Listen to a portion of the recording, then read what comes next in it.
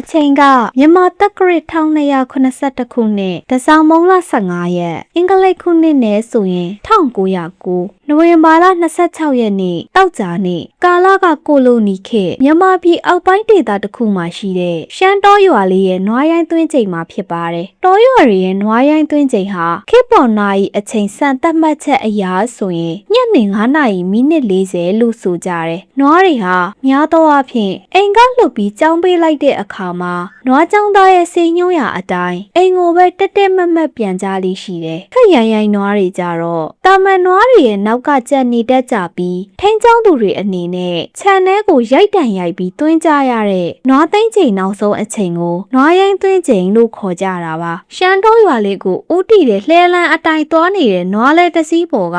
အတန်ဝါကြီးနဲ့တေးထက်ရွတ်တန်ကြီးတစ်ခုပေါ်ထွက်လို့လာနေပါတယ်။အတူပါရုပ်တစီငယ်အပုတ်ရည်ဆိုတရွှဲဟာမို့ရိုမစဲသူ့မှာသွေးသေးချေပြီးတလိပ်တွေကတဲမစိတ်ရှမ်းပြည့်သည်သာနွားလဲတန်တီအီနဲ့အတူလေအလိုက်မှာလဲဒီဆရာတော်ရေးသားတည်ကုန်ခဲ့တဲ့နိဗ္ဗာန်တေးထက်တန်ကိုရွတ်ဆိုတန်ကပြောင်းလဲလို့နေပါတယ်နွားလဲဟာကောက်ရိုးထုံးတွေအပြည့်သိမ့်တင်ထားလျက်ခတ်တော့လေးမောင်းလို့နေတာပါလဲဆက်ကူလူတကြားဆန်ကြော်တဲ့မောင်းလိုက်ဆန်းကလဲမောင်းနေတဲ့မောင်းကွန်ကိုလဲပေါ်တင်ထားတဲ့ကောင်ရိုးလိုင်းကြီးများပေါ်ထိုင်လျက်ပါလာတဲ့ဆန်ကြော်ကလှမ်းပြီးစော်အောပေးလိုက်ပါတယ်တကယ်တော့ဆန်ကြော်ဟာမောင်ကုန်းနဲ့အပြိုင်တေးထက်တစ်ပုတ်ကိုအားကြမခံလိုက်ဆိုကျင်တာပါဒါပေမဲ့သူ့မှာတေးထက်ကိုစက်မှတ်လောက်နိုင်တဲ့မညံမျိုးမရှိတာလေကြောင့်ကြားဘူးနာဝလှဲသမားစကားကိုသာလှမ်းអော်လိုက်ခြင်းပဲလှဲစစ်ကူလူတကြားဆိုတာလှဲသမားတွေကိုဂုံတင်လေးရှိတဲ့ဆိုရိုးစကားတစ်ခုဖြစ်ပြီးတကြားနဲ့လူကျွမ်းကျင်မှုနဲ့လှဲကိုစစ်ကူလူလိုပေါ်ပါအောင်မောင်းနေနိုင်တာမျိုးကိုဆိုလိုတာပဲဖြစ်ပါတယ်စံစော်ကမောင်ကုန်းကိုမြှောက်ခိုင်းလေးခိုင်းလိုက်တာမျိုးလဲပါတာရဲ့ဒီထက်တော့မောင်းမရတော့ဘူးစံကြော်ကြီးပဲကက်ကြော်လူပို့ရီတစ်တင်နဲ့လမ်းကိုဒီထက်သာမြန်အောင်တော့ရရင်မှောက်ယုံပါဟာဒီနေ့ပင်မသမျှတွေဖြေဖို့အချိန်ကြပြီလေကွာမိုးရမ်းချုပ်သွားရင်ထမ်းရည်တောက်မကောင်းမဲနေတော့မယ်အေးပါကွာငါလည်းနှင်းနေတာပဲရောက်တော့မှာပါကွာရှေ့ဆိုဘာကြီးတော့ခေါင်လဲမြင်နေရပြီတွေ့လားပြောဆူနဲ့မောင်ကုန်းကစံကြော်ကိုရှစ်လက်ညှိုးထိုးပြလိုက်ပါတယ်စိမ့်ဖက်နေတဲ့စပားပင်နေနဲ့အတူရှမ်းတောရွာရဲ့အနီးဆုံးဖြစ်တဲ့ဘာကြီးတော့ခေါင်လဲကိုလှမ်းမြင်နေကြရပြီဖြစ်ပါတယ်မောင်ကုန်းကစံကြော်ညိုရလှမ်းကြည့်လိုက်ရင်လက်ကွက်ပေကညောင်ချက်ပင်ကြီးအောက်မှာဘာကြီးလဲနေတာပါလေနွားလားမြင်လိုက်ရတဲ့နီးညိုရောင်အရာဝတ္ထုတစ်ခုကြောင့်စံကြော်ကစူးစမ်းလိုက်တယ်ဟုတ်တယ်နွားရောင်နဲ့တော့တူတာပဲရောက်တော့မှာပဲကွာအနားရောက်ရင်ကြည့်ကြတာပေါ့မောင်ကုန်းကပြန်ပြေးရင်နွားလဲကိုဆက်ပြီးမောင်းလို့လာပါတယ်ဘာကြီးတောက်ခေါင်လဲကွက်အနီးကိုရောက်တော့စံကြော်ပြောစကားမှန်ကြောင်မောင်ကွန်းသိလိုက်ရတယ်လဲကွက်ဘေးကညောင်ချက်ပင်ကြီးအောက်မှာလဲလို့နေတာကနီးညိုရောင်တောက်ပြီးဝဖြီးနေတဲ့ခိုင်းနွားကြီးတစ်ကောင်ခြေလေးပတ်ဆင်ပြီးတုံးလုံးလဲကျနေတာပဲဖြစ်ပါတယ်ဒီအချိန်ကနွားရိုင်းသွင်းချိန်လဲကြုံနေပြီဘသူ့နွားကဒီအချိန်ကြီးဒီနေရာမှာလဲကျနေရတာလဲမောင်ကိုနွားနှစ်ကောင်ကိုနှင်းတတစ်ချက်စီတူပြီးလဲကိုခဏရလိုက်တဲ့အချိန်မှာပဲစံကြော်လဲပေါ်ကဖြက်ကနေခုန်ဆင်းသွားတယ်နွားလဲရလိုက်ချိန်ခဏမှာပဲနွားနှစ်ကောင်ဟာတခုခုကိုတတိထားမိသွားတယ်လို့စက်ကနေပြိုင်တူခေါင်းမော့လိုက်ကြပြီးနေရွက်တွေစက်ကနေထောင်သွားကြတော့တယ်ပဝင်းကျင်အနေအထားကထူးထူးခြားခြားအလုံးစုံတိတ်ဆိတ်လို့နေပါတယ်ပုံမှန်ဒီလိုညက်နေမှောင်ရင်ပြိုးနွားရိုင်းသွင်းစအချိန်ဆိုရင်အိတ်တန်းပြန်ငှက်တွေရဲ့အော်ဟစ်တုံကျူးတန်ညောင်ချက်ပင်ကြီးမှာအိတ်တန်းတက်ကြတဲ့ကျင်းငှက်တာရကတွေရဲ့အော်ဟစ်တန်စတာတွေနဲ့ပဝင်းကျင်တစ်ခုလုံးအသက်ဝင်လှုပ်ရှားနေရမှာပါစံကြော်နဲ့မောင်ကွန်းတို့ကတော့ဒီထူးခြားချက်ကိုသတိမပြုမိကြဘူးသူတို့စိတ်ထဲမှာကအလကားရမဲ့အမဲသားဆိုတဲ့အချက်ကပဲကြီးစိုးနေပြီးအမဲသားစောကတ်နေတယ်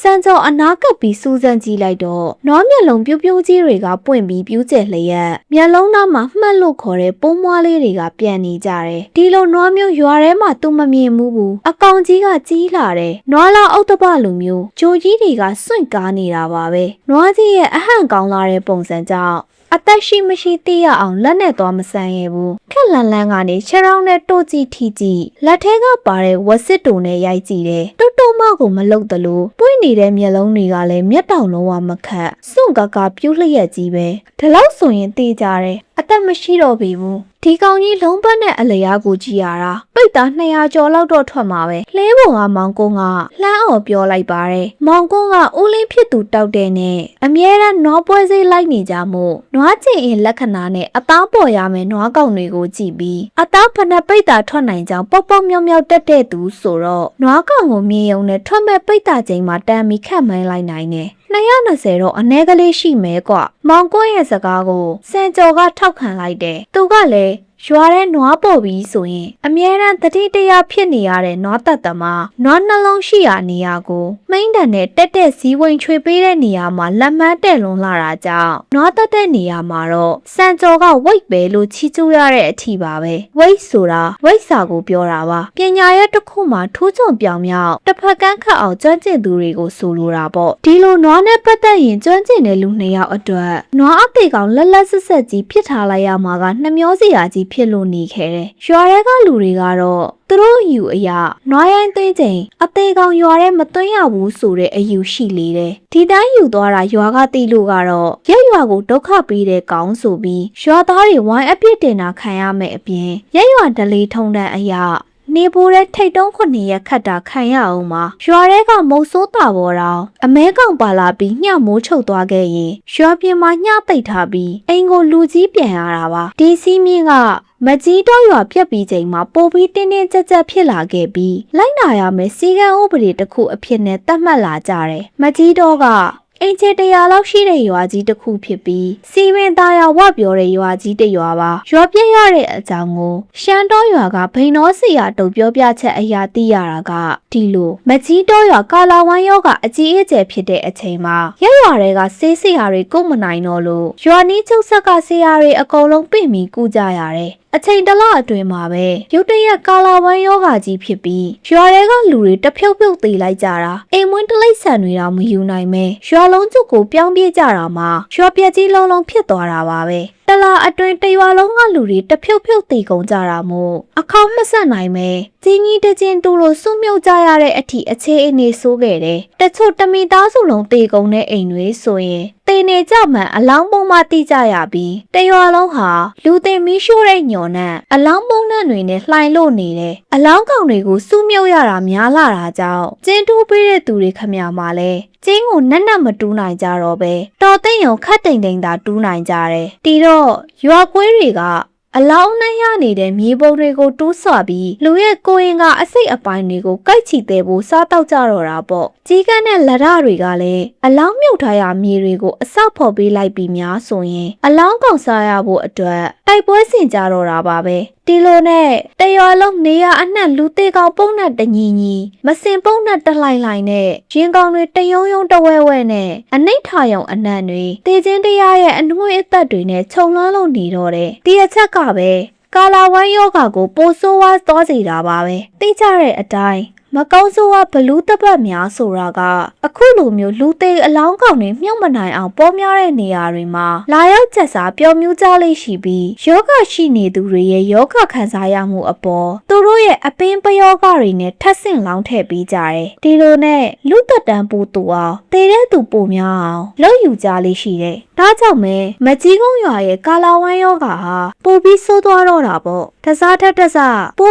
ပြီးဆိုးလာခဲ့တဲ့ယောဂကတ်ဆိုးကြီးကြောင့်မကြီးတော်ရွာကအသက်ရှင်ကျန်ရည်သူတချို့ဟာတန်မိုးရှိပစ္စည်းလေးတွေနည်းနည်းပေါလောက်သာယူနိုင်ကြပြီးကြရောတော့ပါရွာကနေထွက်ပြေးကြရတယ်ဒီသတင်းတွေကြောင့်အနီးအပါးကရွာတွေကလည်းဒီရွာဘယ်လိုပဲပုံဖြစ်တယ်ဆိုတာကိုမစုံစမ်းရကြတော့ပဲတရေတပတ်နဲ့ထိတွေ့ရမှာစိုးတဲ့အလားပြစ်ပယ်ထားလိုက်ကြရကနေဘာသတင်းမှမသိရတော့ပါဘူးကာလာဝမ်းယောဂါဆိုတာအင်မတန်ကူးဆက်လွယ်တဲ့ယောဂတစ်မျိုးဖြစ်တဲ့အပြင်ယောဂသည်တွေနဲ့ထိစပ်မိတာရွာထဲလက်ခံထားမိတာမျိုးရှိခဲ့ရင်ရွာခိုက်တတ်တယ်ဆိုတဲ့အယူလဲရှိကြတယ်လေတခြားရွာကကုပေးတဲ့ဆေးစရာတွေလဲရှိတဲ့အစွမ်းထက်ဆုံးဆိုတဲ့ဆေးတွေနဲ့ကိုကြတာပါပဲတ ဒါပေမဲ့မရတော့ဘူးအချိန်နှောင်းသွားပြီယောဂမှာပယောဂတွေပါရောကုန်ပြီဆိုတော့မနိုင်တော့ဘူးအကုန်လုံးလက်လျှော့ပြီးကိုယ့်ရွာကိုပြန်သတင်းပေးလို့ရွာစည်းနိုင်ကကြဖို့မကြီးတော့ဘက်ကလာတဲ့သူတွေကိုလက်မခံမှုစော်ဩကြရတော့တာပါပဲလို့ဆိုတယ်မြန်မာနိုင်ငံမှာ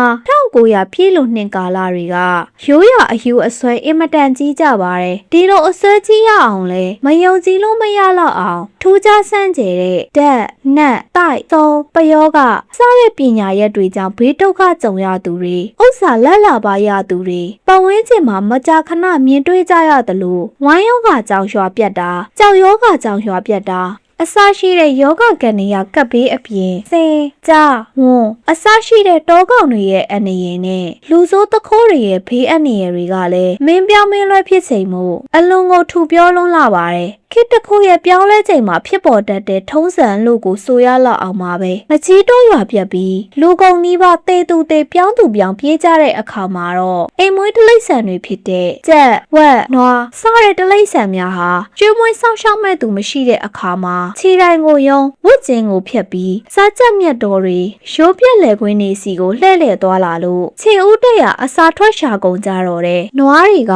အလဲကွင်းတွေရှိတဲ့ဘက်စီအုပ်စုပွဲလှဲ့လှဲ့သွားလာကြတယ်ကျဲတွေကတော့ဝတ်လူလူကောင်းရာချောင်းမြောင်းအင်းအိုင်ရှိရာကွင်းပြင်တွေဘက်စီကိုသွားလာကျက်စားကြတယ်ဒီလိုနဲ့အနီးအပါးရွာကလူတွေတော်တော်များများဟာဘုံပိုင်လိုဖြစ်သွားတဲ့အိမ်မွေးတလိษံတွေကိုမြင်တွေ့ကြရလိမ့်ရှိပါတယ်အများစုကတော့ရွာလုံးကျုပ်သိထားခဲ့တဲ့မကြီးတောရွာကအိမ်မွေးတလိษံတွေကိုခေါ်ယူမွေးမြူတာတက်စားတာမျိုးတွေမလုပ်ရဲကြဘူးယောဂကနေရကပ်ဘေးတင်ပြီးတည်ဆုံးသွားခဲ့ရတဲ့မူရင်းပိုင်ရှင်မကောင်းဆိုးဝါးတွေကတလိษံတွေမှာမှီတွဲကန့်ညှိနေတာမျိုးရှိရင်အနေရဖြစ်လာနိုင်တာမျိုးမို့ပါမကြီးတောရွာပြက်ပြီးတဲ့နောက်တကြီးအိမ်မှာအစီအဝေးလုပ်လို့တကြီးဦးမြဲရွာဦးကျောင်းဆရာတော့ဦးဝါရမလောကီပညာရပ်ပိုင်းဆိုင်ရာနားလေတဲ့ဘိန်းတို့ဆရာတုံးတဲ့တကွာတက်ကြီးဝါကြီးတွေစီဝေးတိုင်ပင်ကြပြီးအားလုံးသဘောတူလိုက်နာကြရမယ်စီကံသုံးခုကိုထုတ်လိုက်ကြတယ်နံပါတ်1နွားရိုင်းသွင်းချိန်ကျော်ရင်ဘလို့တရဝအသေးကောင်းမဆို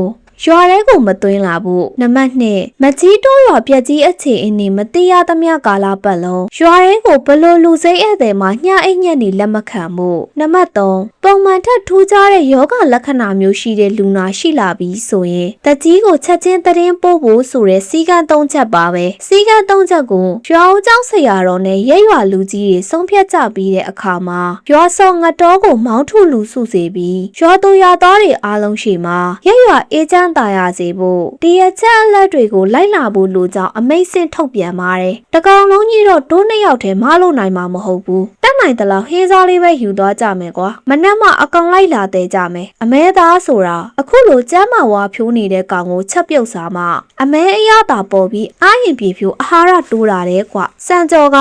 ပြောပြောဆူဆူနဲ့ထင်းခုတ်တမကိုဆွဲလိုက်ပြီးနွားတစ်ကိုယ်လုံးမှာအကောင်းဆုံးအသားဖြစ်တဲ့နွားပေါင်ကိုဖျက်ဖို့ပြင်ပါတယ်။စံကျော်ဟာဘေးတစ်စောင်းလဲနေတဲ့နွားတိတ်ကောင်ရဲ့ညာဘက်ပေါင်ကိုထောင်လိုက်ပြီးပေါင်ပပတ်လေကနွားအရေးပြားကိုလှီးဖြတ်လိုက်တယ်။အဲ့ဒီနောက်အောင်တဲ့ခါဆက်နေတဲ့အဆက်နေရာကိုလက်နဲ့အသာဆန်းလိုက်ပြီးအစ်စ်ကိုတွေးတဲ့အခါမှာအစ်စ်ကြားကိုဓာတ်ထိုးထည့်လိုက်ပြီးအယိုးနှစ်ခုတွဲထားတဲ့အယွတ်နေရာကိုဓာတ်နဲ့ထိုးဖြတ်လျက်ပေါင်ချောင်းကိုလက်နဲ့လှုပ်ပြီးပေါင်ချောင်းပြုတ်သွားအောင်ဖန်တီးယူလိုက်ပါတော့တယ်ထိုးလိုက်တဲ့ဓာတ်ချက်ကြောင့်နွားကိုယ်တွေကသွေးတွေပွက်ကနေထွက်လို့လာတယ်ထွက်လာတဲ့နွားသွေးတွေကိုကြည့်ပြီးမျက်လုံးအယောင်လက်သွားတယ်စီးနေတဲ့သွေးတွေကိုသူ့လက်ခုပ်ကြီးနဲ့ခံပြီးနှကန်းနဲ့တေးလို့တောက်လိုက်တယ်အပပတောက်လို့ကောင်းလိုက်တာကွာလို့ရေရွတ်လိုက်ပြန်သေးတယ်ဒီမြင်ကွင်းကိုသစိမ့်သာမြင်မယ်ဆိုရင်နွားသွေးကိုလက်ခုပ်ကြီးနဲ့ခံတောက်နေတဲ့စံကြော်ကိုကြည့်ပြီးတရဲဘလူပူးကတ်သွားတာလားလို့ထင်လို့ထိတ်လန့်ကြမှာဖြစ်ပေမဲ့မောင်ကွန်းကတော့ဒီကောင်လုတ်ပြန်ပြီဆိုတဲ့အကြည့်နဲ့သာကြည့်လို့နေတယ်မောင်ကွန်းကငယ်စဉ်ကလေးကပေါင်းတင်လာခဲ့သူမို့စံကြော်ကငယ်စဉ်ကလေးကသွေးမြင့်ရင်မရဲရမနေနိုင်ကနေနောက်ဆုံးသွေးမြင့်ရင်ရေငတ်တယ်လို့ဖြစ်ပြီးတောက်လိုက်ရမှအာသာပြေတဲ့ထူးထူးဆန်းဆန်းဇယိုက်ရှိတာကိုကောင်းကောင်းသိတဲ့သူသွေးမြင့်ပြီးမတောက်ရဘူးဆိုရင်မျက်လုံးတွေနီးတကူလုံးကအမွှေးမြင်တွေထောင်ထလာပြီးတဆက်ဆက်တုံလာကကြမ်းတမ်းတဲ့လူတယောက်အသွင်ပြောင်းသွားလိမ့်ရှိတယ်ဒီလိုအကျင့်မျိုးရှိတာရွာတွေကလူတွေသိရင်စံကြော်ကိုမကောင်းဆိုးဝါမိစ္ဆာကောင်တကောင်အဖြစ်သမုတ်ကြပြီးဝိုင်းဝန်းရှောင်ကျဉ်ကြမှာသိတာကြောင့်တရားကျင့်ကို သူမိဘတွေကသစိမ်းတွေရှိမှထုတ်မပြဘူးတင်းတင်းကြပ်ကြပ်မှားထားရတယ်မောင်ကွန်းကငယ်ပေါင်းမလို့သာတည်တာရဲ့စံကျော်ဟာဒီလိုတလိမ့်ဆန်သွေးတွေတောက်လေးရှိတာကြောင့်မဲလားမသိအားခွန်ပလာအင်မတန်တန်မှာပါတယ်တာမန်အချိန်ဆိုရင်သဘောကောင်းတဲ့လူတော်ကြီးတစ်ယောက်သာဖြစ်ပေမဲ့သွေးမြင်ပြီးမတောက်ရဘူးဆိုရင်စိတ်ချမ်းကိုချမ်းဘလူးတကောင်အဖြစ်ပြောင်းသွားလိမ့်ရှိတယ်ဒါကြောင့်အနီးအနားသစိမ်းမရှိချိန်မှာစံကျော်ရဲ့ဇယိုက်အတိုင်းပြုတ်မှုနေတာကိုမောင်ကွန်းကမတားတာပါနွားသွေးလက်တစ်ခုစာတောက်ပြီးတဲ့နောက်မှာစံကျော်ခန္ဓာကိုယ်တစ်ခုလုံးဖိမ့်ရှိန်သွားတယ်နေပူကျဲကျဲတွေကပြန်လာချိန်စိတ်ဆိုင်ရီတစ်ခွက်လောက်ကိုမော့လိုက်ရတယ်လို့ပဲဒါကြောင့်ကောင်းလိုက်တာလို့တောင်ရေရွတ်လိုက်မိပါတယ်သူတောက်ဖူးသမျှသွေးတွေထဲမှာဒီနွားသွေးလောက်အရသာရှိတာမျိုးသူမတောက်ဖူးသေးဘူးသွေးကအတော်အရသာရှိတာဟေအသားကလည်းအတော်ကိုချိုလောက်တယ်ဆိုပြီးမောင်ကွန်းကိုလှမ်းပြောလိုက်ပြန်သေးတယ်အဲ့ဒီနောက်စိတ်ပါလက်ပါဆက်ပြီးလှီးဖြတ်လိုက်တဲ့အခါအချိန်10မိနစ်ဝန်းကျင်လောက်ကြာတဲ့အခါမှာတော့နွားပေါင်ကြီးပြုတ်ထွက်လာတော့တယ်အမဲသားဖယ်ကားရလဲရွာတဲကလူတွေမင်းရင်ဝက်ကုတ်ရွာကနေဝဲလာတယ်လို့ဖြေမယ်ကွာဟေစံကျော်ပေါင်ချောင်းကြီးကိုမြှောက်ပြရင်ပြောလိုက်တယ်အဲ့ပေါင်ကြီးတစ်ချောင်းကိုပိတ်တာ30အနည်းကလေးရှိတယ်ဒုမိသားစု2စုတောင်မကဘူးအမျိုးတွေပါကောင်းကောင်းစားလို့ရလောက်တယ်ကွမောင်ကွန်းကစံကျော်ကိုကြည့်ရင်ပြောပါတယ်နွားပေါင်တစ်ချောင်းကိုအယိုးအကျော်အစီဖယ်ထုတ်လိုက်ရင်အသားစစ်စစ်က60ရာခိုင်နှုန်းလောက်သာကျန်တတ်တယ်ဒီတော့အသား18ပိတ်တာဝင်းကျင်တော့ရမယ်လို့ပါမောင်ကွန်းစိတ်ထဲကနေတခါတည်းတွက်ချက်လိုက်ပါတယ်အဲ့ဒီနောက်နွားပေါင်ချောင်းကြီးကိုလှဲပေါ်တင်နွားသေးကောင်ကြီးကိုလဲကွက်ထဲမှာသူတို့ပါလာတဲ့ကောက်ရိုးထုံးတွေဖြီချပြီးဖုံးလျက်ရွာကိုပြန်ဖို့ပြင်ဆင်ကြတယ်နွားမောက်မှုပြင်လိုက်တဲ့အချိန်မှာပဲမောင်ကွန်းဟာသူ့နွားတွေတော်တော်ထူးခြားနေတာကိုသတိပြုမိလိုက်တယ်နွားလဲဆွဲနေတဲ့နွားနှစ်ကောင်ကအမီးမြောက်ပြီးကြောက်ကြောက်ရွံ့ရွံ့နဲ့ခုံပေါက်ကြတော့မဲ့အလားတုံလို့ချောက်ချားနေပုံပေါက်နေတာပါလဲစတက်ဖို့နှင်တန်နဲ့နှစ်ချက်စီတိုးလိုက်ပင်မဲ့တိုးတိုးမှမလုပ်ပဲအမီးတထောင်ထောင်ခေါင်းတရရန်ဖြစ်နေတဲ့နွားတွေကိုမြင်တဲ့အခါမောင်ကွန်းနွားလဲပေါ်ကခုံစင်းချလိုက်ပြီးနွားတွေရဲ့နှဖားကျုပ်ကိုခတ်တင်တင်ဆွဲပါဇက်ကလည်းနွားတွေလက်မပြေးရလေအောင်တကျွတ်ကျွတ်အတန်ပြူပြီးလူတန်ပေးထိန်ထားလိုက်ရတယ်နွားတွေကထူးထူးခြားခြားတော်တော်လန့်နေကြတယ်ကွတောကောင်အနံ့ရလို့လားပါလားပဲမောင်ကွန်းကနွားနှဖားကျုပ်တွေကိုအမြဲမြဲကင်လျက်လက်တစ်ဖက်နဲ့နွားပိုးတွေကိုပုတ်ပေးရင်ချုံမွနေတယ်လို့စံကျော့ကိုလှမ်းပြောလိုက်တယ်ရှမ်းတော်ရွာကရိုးမတော်ဆက်နဲ့လှမ်းတယ်ဆိုပေမဲ့တခါတလေမျက်စိလေလမ်းမလာတဲ့ကြားဝန်စတာတွေရောက်လာတယ်လေးရှိပါတယ်တခါတလေမှလည်းတောဝက်အုပ်တွေစပားခင်းထဲဝင်ပြီးစပားပင်နုနုလေးတွေကိုလာပြီးဝင်စားကြလေးရှိတယ်ကြုံတော့ကြုံခဲ့အနေအထားဆိုပေမဲ့အခုလိုမျိုးကိစ္စတွေဟာဖြစ်နိုင်ခြေရှိတာမို့အိမ်မွေးတလိမ့်ဆန်တွေထူးထူးခြားခြားပြုတ်မှုကြတဲ့အခါမှာအထူးသတိထားရပါတယ်ဒီကောင်တွေမျိုးတူချင်းအသားဖြတ်တာမြင်ရတာမို့ကြောက်လန့်နေကြတယ်နဲ့တူတယ်မပူပါနဲ့ငါတို့တက်လိုက်တာမဟုတ်ဘူးကွတေပြီးသားကိုအသားဖြတ်ယူယုံတယ်ဆိုပြီးစံကျော်ကလှမ်းអော်လိုက်တယ်ထူးထူးခြားခြားပဲစံကျော်လှမ်းអော်လိုက်တဲ့အတန်ကြားတာနဲ့နွားနှစ်ကောင်ကရုတ်တရက်ပုံမှန်ပြန်ဖြစ်သွားကြတယ်ထိတ်လန့်နေတဲ့နွားနှစ်ကောင်ကိုစိတ်ပြေအောင်အတော်လုံးယူပြီးကမှနွားသေးကောင်ကြီးတွေ့ရာဘာကြီးတောက်ခေါင်လဲနာကနေလှဲမောင်းထွက်လို့ရလာတော့တယ်လှဲနောက်ကိုပြန်တက်ပြီးနောက်စံကျော်ဟာအလောက်ကိစ္စတစ်ခုပြီးမြောက်သွားပြီလို့ခံစားရတာကြောင့်သူ့နှစ်ရွက်နောက်မှာညှက်ထားတဲ့ဆေးပြင်းလိုက်တူကိုမီးမပါပ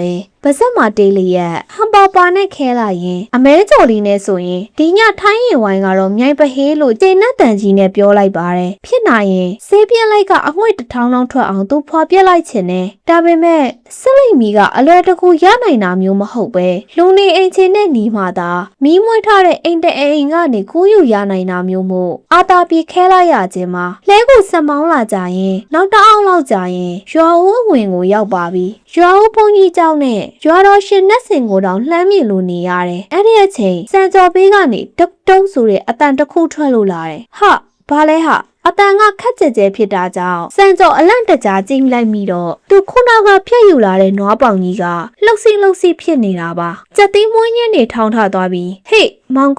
ကွန်းကြည့်စမ်းဆိုပြီးအလန့်တကြားထអော်လိုက်တယ်။မောင်ကွန်းလည်းစံကျော်ရဲ့အထိတ်တလန့်စကားကြောင့်စံကျော်ရဲ့ဖေးကိုလှမ်းကြည့်လိုက်မိတယ်။နွားပေါင်ကြီးကတဆက်ဆက်လုံနေပါလားဟိဟုတ်ပါတယ်။စံကျော်နွားသိမ့်ကောင်ကြီးစီကဖြတ်ယူလာခဲ့တဲ့နွားပေါင်ကြီးကလဲပေါ်မှာတဆက်ဆက်တုံလို့နေတယ်။အဲ့ဒီတုံနေတဲ့အချိန်ကြောင့်ပဲနွားပေါင်ကြီးနဲ့နွားလဲကျန်းခင်ကိုပုတ်နေတယ်လို့ဖြစ်ပြီးတတုတ်တုံနဲ့အတန်ကမြည်လို့နေတာပါ။အစကတော့လှဲလန်းကျန်းလို့ခုံတာတတုတ်တုံမြည်တာ တာမန်မှာပဲလို့တွေးခဲ့ကြပေမဲ့ရွာအဝင်လန်းနဲ့နီးလာတဲ့နေရာမှာကတော့တရက်ကြီးအထူးတဆန်းဖြစ်လာတာဆိုတော့စံကျော်ရောမောင်ကိုမှာဘာလုံးလို့ဘာကာရမှန်းမသိပဲမျက်လက်ပြောက်ပွဲတစ်ခုကိုမြင်လိုက်ရတယ်လို့မဆက်အဟောင်းသားနဲ့အံ့အားသင်လို့နေတယ်ကြည့်နေရင်အချိန်ခဏလေးအတွင်းမှာပဲတဆက်ဆက်လုံနေတဲ့နွားပေါင်ကြီးဟာတုံခါမှုပိုပြင်းထန်လာပြီးလဲကျန်းကင်းကိုပုတ်တဲ့အချိန်နဲ့အတူလေထဲမြောက်ထခုံတော့မဲဟန်ဖြစ်လို့လာတယ်စံကျော်အမဲပေါင်ကြီးထခုံတော့မဲဖန်တာအမဲပေါင်ကြီးခက်ပြင်းခုံလို့လဲပေါ်ကနေကြားတော့မဲ့ပုံစံကိုမြင်လိုက်ရတဲ့အခါ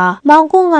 စံကျော်ကိုလှမ်းပြီးအော်ပြောလိုက်တယ်စံကျော်ကလည်းလမ်းရှင်ကြောင်တုံခါနေတဲ့နွားလိုက်ပေါ်ကနေလှမ်းပြီးနွားပေါင်ကြီးကိုလက်နှစ်ဖက်နဲ့ဆွဲထားလိုက်ပါတယ်သူတို့စိတ်ထဲမှာမကောင်းဆိုးဝါနာနာပါဝါ၆လန့်မှုကိုကြောက်ရမယ်ဆိုတာမျိုးထက်အမဲသားစားရဖို့အလကားရတဲ့လက်လာပါတစ်ခုလက်လွတ်ဆုံးရှုံးသွားရတာမျိုးမဖြစ်ဖို့လောက်ပဲစိတ်ထဲကြီးဆိုးနေတယ်အသက်ဝင်တယ်လို့ထခုံမှုပြင်းနေတဲ့နွားပေါင်ကြီးကိုလှမ်းဆွဲလိုက်တဲ့စံကျော်ဟာလွန်ဆွဲပွဲမှာဝင်ဆွဲနေရတယ်လို့ခံစားနေရတယ်။နွားပေါင်ကြီးကရုန်းကန်နေတယ်လို့လေထဲကနေမမြင်ရတဲ့အားတစ်ခုကလည်းနွားပေါင်ကြီးကိုဆွဲနေတယ်လို့ပဲရှိသမျှအားကုန်သုံးပြီးဆွဲနေပေမဲ့လည်းနွားပေါင်ကြီးကိုတစ်ဖက်ကဆွဲထားတဲ့အချိန်ကပြင်းလွန်းလာတာကြောင့်ခုံနေတဲ့လေပေါ်မှာခြေကုပ်ကောင်းကောင်းမရှိတဲ့စံကျော်ဘက်ကတပန်းရှုံးလို့နေတယ်။တောက်ကျိုးနဲ့အောင်အားတန်တာပဲဟိ။မောင်ကုန်းလှဲကိုရက်လိုက်ဆိုပြီးစံကျော်ကအော်ပြောလိုက်ပါတယ်။မောင်ကုန်းဟာလည်းရုတ်တရက်ရုံရင်းဆန်ခတ်အခြေအနေကြောင့်လှမ်းကိုရက်ဖို့ကြိုးစားပေမဲ့နွားနှကောင်ဟာဘလူးတရက်စီးနေတယ်လို့ပဲရှေ့ကိုဂမူးရှုထူပြေးလို့နေကြပါတော့တယ်တရချိန်မှာပဲနွားပေါင်ကြီးကိုဆွဲထားတဲ့ဆန်ကြော့နာတယ်ငါလက်ခွေးဘလူးပြေးဆိုတဲ့အတန်ကြီးနှစ်ခုနားထဲဝင်လာတယ်အတန်ကနွားတွေဝမ်းပဲအော်တယ်လို့ဝမ်းကောင်းတန်ကြီးနဲ့ရဲ့မောင်ကုန်းအတန်မဟုတ်တာတော့သိကြတယ်အတန်ကြောင့်ဆန်ကြော့သူနဲ့အတူပြိုင်ဆွဲနေတဲ့အာတက်ရောက်နေရရှိကိုပြိုးပြီးကြည့်လိုက်မိတော့တယ်မောင်ပြပတ်ဝန်းကျင်မှာသူမြင်လိုက်ရတာကတစ်ပင်ပေါက်တပင်စားအရွယ်ခက်စိမ့်အလင်းအောင်တစ်ခုမိန်လေးလင်းနေတာကိုပါပဲစာစင်နှစ်ဆက်ပါအောင်မယ်အဆုံးထိကြည့်ပေးခဲ့တဲ့အတွက်ကျေးဇူးများတင်ပါတယ်ရှင်